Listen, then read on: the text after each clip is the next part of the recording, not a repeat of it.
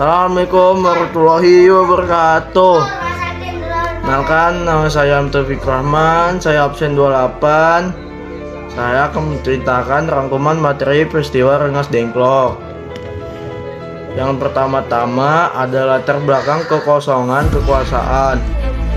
Peristiwa ini dipicu oleh jatuhnya bom atom di Hiroshima dan Nagasaki yang membuat Jepang menyerah tanpa syarat kepada sekutu pada tanggal 14 Agustus 1945. Berita kekalahan ini didengar secara sembunyi-sembunyi oleh Sultan Syahrir melalui radio luar negeri, yang kemudian memicu desakan dari golongan muda agar Indonesia segera memproklamasikan kemerdekaan tanpa menunggu janji dari Jepang. Yang kedua, ada konflik antara dua generasi. Terjadi ketegangan hebat antar golongan muda seperti Sukarni dan Wikana dengan golongan tua Soekarno dan Hatta. Golongan muda menginginkan aksi cepat agar kemerdekaan tidak dianggap sebagai hadiah dari Jepang. Sementara golongan tua memiliki bersikap hati-hati dan berkoordinasi melalui rapat PPKI dengan tentara Jepang yang masih berjaga. Yang ketiga, ada aksi pengamanan ke Rengas Dengklok. Pada dini hari tanggal 16 Agustus 1945, para pemuda membawa Soekarno dan Hatta ke Rengas Dengklok, Karawang. Langkah ini diambil untuk menjauhi kedua tokoh sentral tersebut dari pengaruh serta tekanan pihak Jepang di Jakarta, sekaligus meyakinkan mereka bahwa rakyat dan tentara peta sudah siap melakukan perlawanan demi kemerdekaan. Yang keempat, ada negosiasi di rumah Jiao Kie Siong. Selama di Rengas Dengklok, Soekarno dan Hatta ditempatkan di kediaman seorang warga keturunan Tiongkok bernama Jiao Kie Siong. Di sana diskusi panas terus berlangsung sepanjang hari hingga akhirnya Ahmad Suebarjo datang menjemput dan memberikan jaminan nyawa bahwa proklamasi kemerdekaan agar disegerakan dilaksanakan paling lambat pada tanggal 17 Agustus 1945. Dan yang terakhir ada kepulangan dan perumusan teks.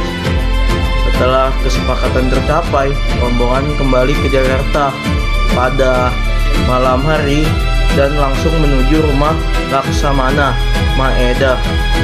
Di tempat inilah energi dari golongan muda dan kebijaksanaan golongan tua bersatu untuk merumuskan naskah proklamasi yang menjadi landasan berdiri Republik Indonesia tepat pada esok pagi.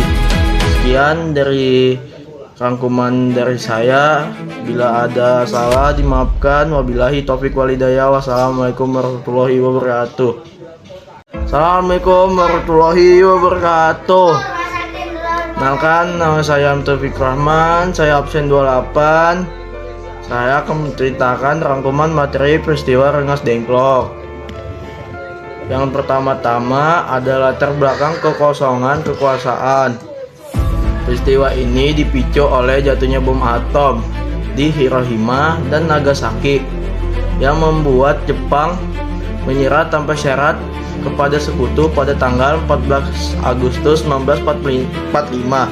Berita kekalahan ini didengar secara sembunyi-sembunyi oleh Sultan Syahrir melalui radio luar negeri, yang kemudian memicu desakan dari golongan muda agar Indonesia segera memproklamasikan kemerdekaan tanpa menunggu janji dari Jepang. Yang kedua, ada konflik antara dua generasi. Terjadi ketegangan hebat antar golongan muda seperti Sukarni dan Wikana dengan golongan tua Soekarno dan Hatta. Golongan muda menginginkan aksi cepat agar kemerdekaan tidak dianggap sebagai hadiah dari Jepang.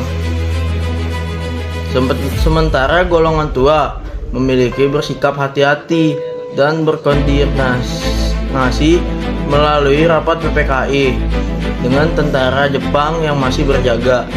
Yang ketiga, ada aksi pengamanan ke Rengas Dengklok. Pada dini hari tanggal 16 Agustus 1945, para pemuda membawa Soekarno dan Hatta ke Rengas Dengklok, Karawang. Langkah ini diambil untuk menjauhi kedua tokoh sentral tersebut dari pengaruh serta tekanan pihak Jepang di Jakarta, sekaligus meyakinkan mereka bahwa rakyat dan tentara peta sudah siap melakukan perlawanan demi kemerdekaan. Yang keempat, ada negosiasi di rumah Jiao Kie Siong. Selama di Rengas Dengklok, Soekarno dan Hatta ditempatkan di kediaman seorang warga keturunan Tiongkok bernama Jiao Kie Siong.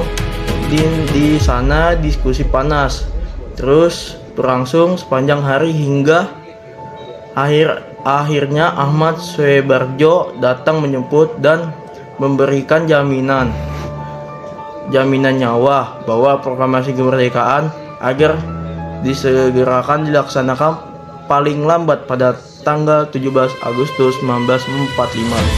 Dan yang terakhir ada kepulangan dan perumusan teks.